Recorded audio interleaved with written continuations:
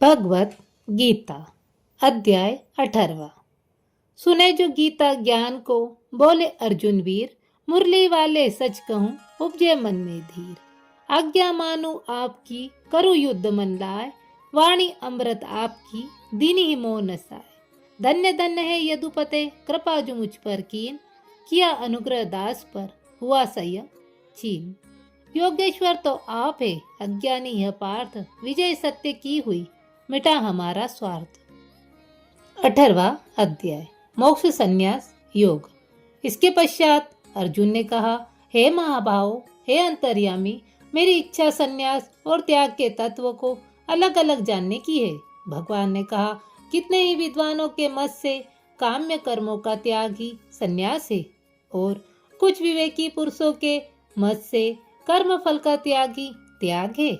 कुछ पंडितों का विचार है कि कर्मों को दोषयुक्त समझकर त्यागना चाहिए।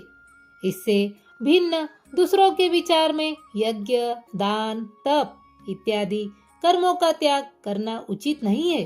हे भारत, त्याग के संबंध में हमारा निश्चय तो यह है कि त्याग सात्विक, राजस और तामस ऐसे 3 प्रकार के हैं। यज्ञ, दान, तप जैसे कर्म त्याज्य नहीं है और उन्हें अवश्य करना चाहिए, क्योंकि इनसे बुद्धिमान पुरुष पवित्र होते हैं। इन कर्मों को आसक्ति एवं फल की त्याग भावना से करना चाहिए, ऐसा मेरा निश्चित मत है। नियत कर्मों का त्याग उचित नहीं, मोह से उसका त्याग तामस त्याग कहलाता है। शारीरिक कलेश के भय एवं दुखों के विचार से किया गया त्याग राजस है, और उस त्याग का कोई फल नहीं। हे अर्जुन, शास्त्र विहित कर्म करना कर्तव्य है। इसे भाव से आसक्ति एवं फल का त्याग करके किया गया कर्म सात्विक त्याग माना गया है।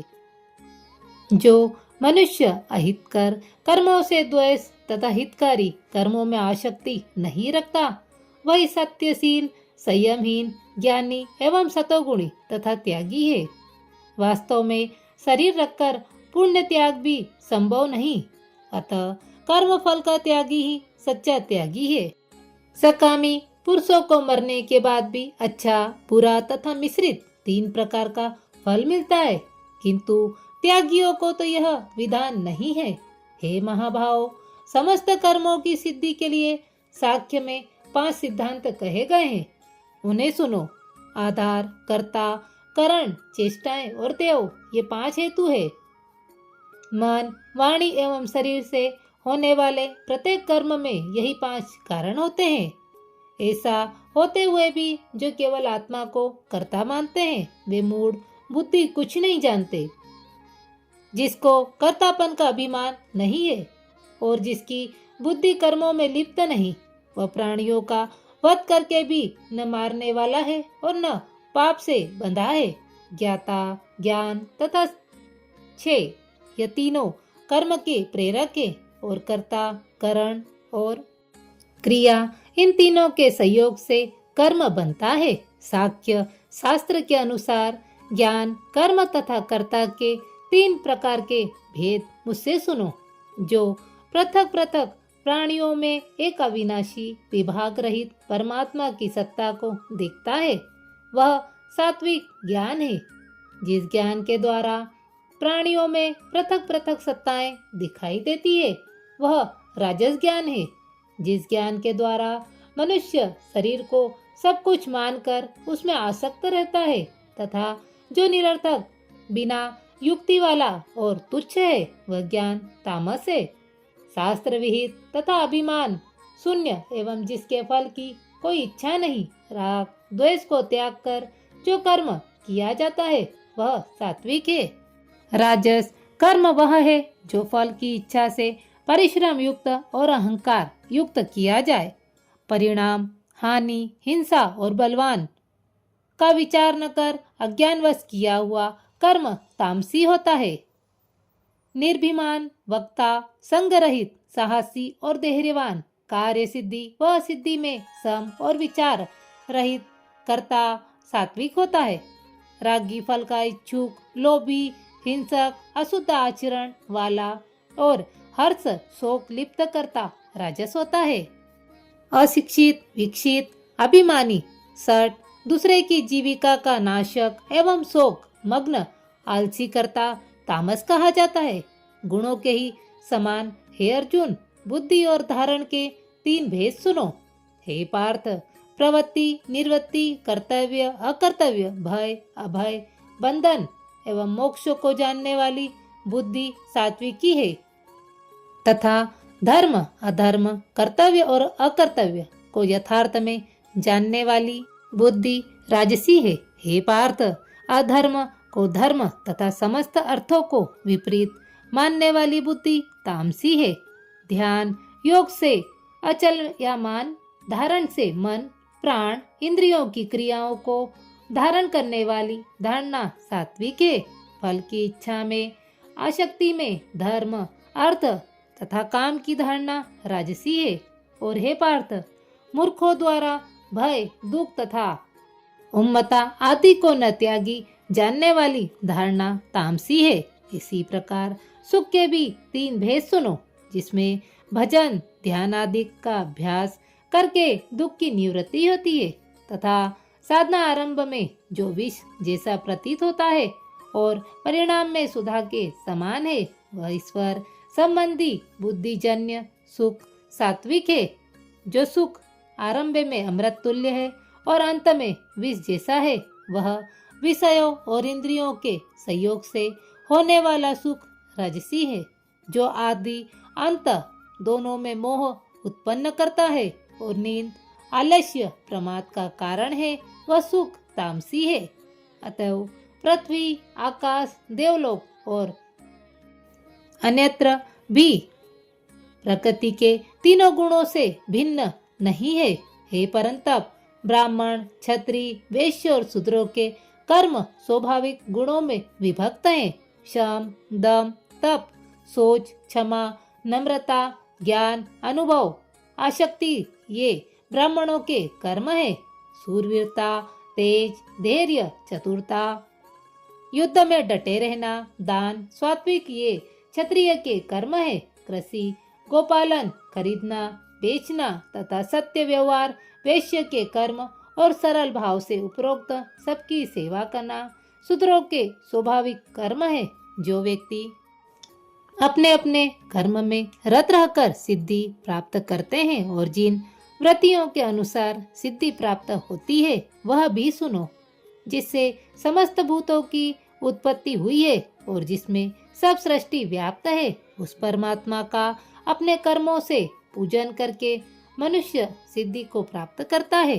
अतः दूसरे के श्रेष्ठ धर्म से अपना हीन धर्म भी सर्वोत्तम है, कारण कि मनुष्य अपने स्वाभाविक कर्म से पाप में नहीं लगता। हे कौन्तेय, स्वाभाविक कर्म यदि दोष युक्त हो तो भी त्याज्य नहीं है, कारण कि सभी कर्म धुएं से अग्नि की भांति दोष से ढके हैं। सर्वशक्ति त्यागी, आत्मजित, इच्छा रहित पुरुष संन्यास द्वारा सर्व कर्म निवृत्ति सिद्धि को प्राप्त होता है। अब हे अर्जुन, शुद्धकरण वाला जिस प्रकार ब्रह्मा को प्राप्त करता है, जो ज्ञान की निष्ठा है, उसे भी सुनो। शुद्ध बुद्धि संयुक्त धैर्य द्वारा मनो निग्रही, शब्दाधिक, विषय त्यागी, राग द्वेष रहित, एकांतवासी, स्वल्पहारी, ध्यान परायण, विरागी, अहंकार, बल, अभिमान, काम, क्रोध तथा संग्रह का त्यागी, ममता रहित, शांत भाव वाला पुरुष ब्रह्मा के एक ही भाव योग होता है।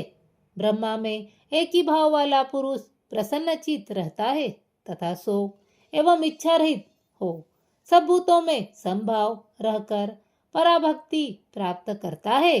ऐसे जिस पुरुष ने मेरे तत्व को जान लिया और मैं जैसा हूँ यथार्थ में इसे समझ लिया, तो वह पराभक्ति के प्रभाव से मुझ में प्रवेश कर जाता है। निष्काम कर्मयोगी सब कुछ करता हुआ सनातन परम पद को मेरी कृपा से पा लेता है। अतएव समस्त कर्मों को मुझे अर्पण कर मेरे परायण हो, बुद्धि योग के सहारे निरंतर मुझ में चित्त को लगाए तथा मेरी कृपा प्राप्त करने से तुम्हारा उद्धार हो जाएगा। यदि अभिमानवश मेरी अवहेलना करोगे तो नष्ट हो जाओगे। अहंकार के कारण तुम्हारा ऐसा मानना कि तुम युद्ध नहीं करोगे तो यह मिथ्या निश्चय है, क्योंकि क्षत्रिय स्वभाव से तुम्हें युद्ध में लड़ना होगा। जो कर्म तुम मोह के वश में होकर नहीं करते उसे पूर्व बंधन में बंधकर करोगे।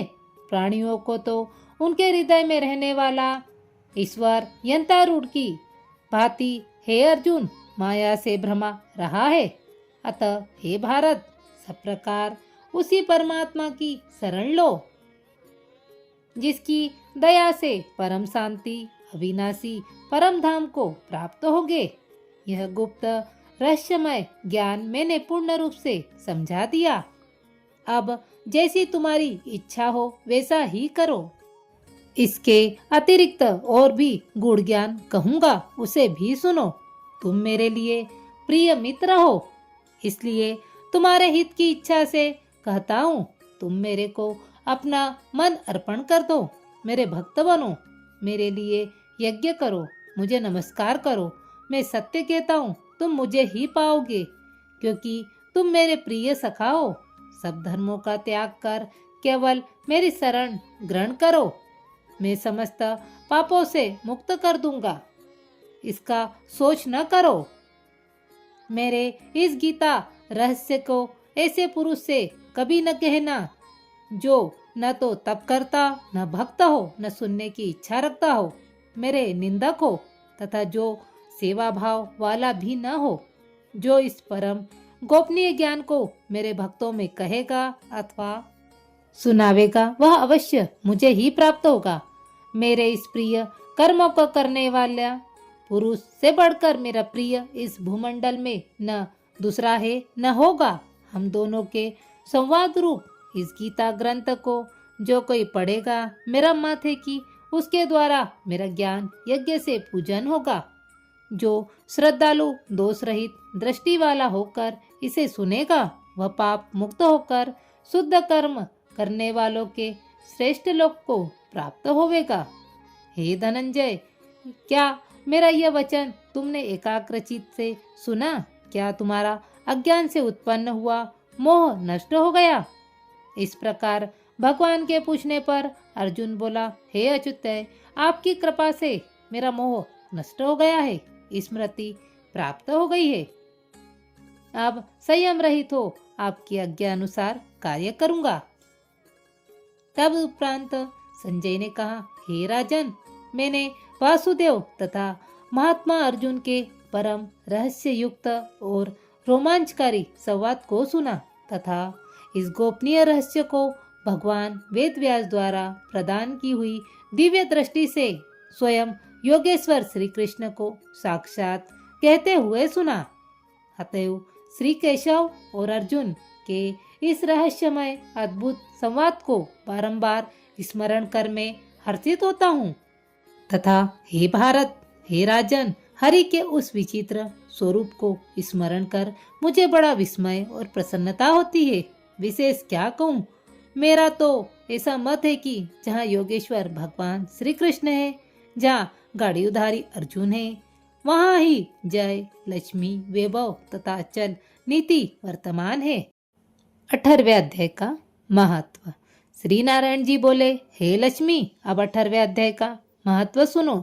जैसे सब नदियों में गंगा जी श्रेष्ठ हैं, सब क्षेत्रों में हरिद्वार, सब तीर्थों में प्रयागराज, सब पर्वतों में कैलाश पर्वत, सब ऋषियों में नारद, सब गौओं में कपिला कामधेनु गौ, वैसे ही सब अध्यायों में गीता का 18वां अध्याय श्रेष्ठ है, जिसका फल सुनो।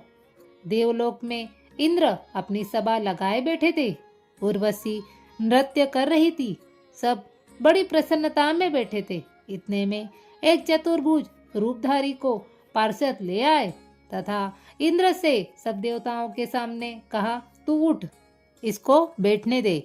यह सुनकर इंद्र ने प्रणाम किया और उस तेजस्वी को बिठा दिया। इंद्र ने गुरु बृहस्पति जी से पूछा, गुरुजी, आप त्रिकालदर्शी हैं, देखो इनसे कौन सा पुण्य किया है जिससे यह इंद्रासन का अधिकारी हुआ। मेरे जानने में इनसे कोई पुण्य व्रत यज्ञ दान नहीं किया, विशेष ठाकुर मंदिर नहीं बनवाया, तालाब कूप नहीं बनवाया, किसी को अभयदान नहीं दिया। गुरु बृहस्पति जी ने कहा, चलो नारायण जी से पूछे। तब राजा इंद्र और ब्रह्मादिक सब देवता श्री नारायण जी के पास गए। जाकर दंडवत कर प्रार्थना करी पूर्वक, हे स्वामीन, संत सहायक, भक्त रक्षक, आपके 4 पार्षद ने चतुर्भुजी तेजस्वी स्वरूप वाले को लाकर मुझको इंद्रासन से उठाकर उसको बिठा दिया है। मैंने नहीं जाना उसने कौन सा पुण्य किया है। मैंने कई अश्वमेध यज्ञ किए, तब मुझे इंद्रासन का अधिकारी आपने नियुक्त किया है। इनसे एक भी यज्ञ नहीं किया, यह मुझे आश्चर्य है। तब भी श्री नारायण जी ने कहा, हे राजेंद्र, तू मत डर, अपना राज्य कर, इससे बड़ा उत्तम पुण्य किया है। इसका नियत था कि नित्य प्रति स्नान करके श्री गीता जी के 18वें अध्याय का पाठ किया करता था। इसके मन में भोगों की तृष्णा रही थी। जब इसने देह छोड़ी तब मैंने आज्ञा दी कि हे पार्षदों, तुम इसके पहले जाकर इंद्रलोक भोगने दो। जब इसका मनोरथ पूरा हो जाए तब मेरी सायुक्त मुक्ति को पहुंचाओगे। तुम जाकर भोगों की सामग्री जमा कर दो। तब राजा इंद्र और सब देवताओं ने जाकर सब वस्तुएं भोगों की एकत्र की और कहा, इंद्रलोक के सुखों को भोगो। कुछ काल इंद्रपुरी के सुख भोगकर फिर श्री नारायण जी की कृपा से वह सायुक्त मुक्ति पाकर बैकुंठ का अधिकारी हुआ। श्री नारायण जी कहते हैं, हे लक्ष्मी। श्री शिव जी कहते हैं कि हे पार्वती जी, मैंने यह 18वें अध्याय का महत्व कहा है जो तुमने श्रवण किया है।